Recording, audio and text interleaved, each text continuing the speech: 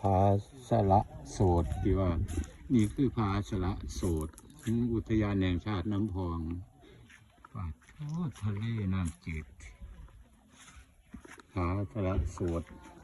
ทะเลน้ำจืดเขื่อนอุบลรัตน์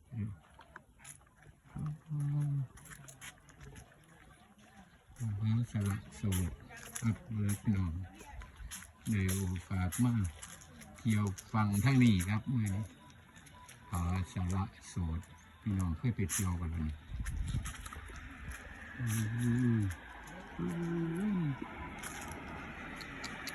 สะอ่อนเนาะ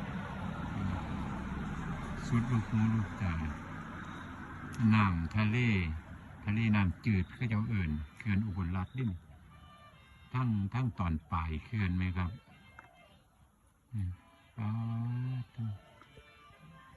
พื้นที่ท่องเที่ยวเป็นเรื่องคุณก็เป็นภูเขา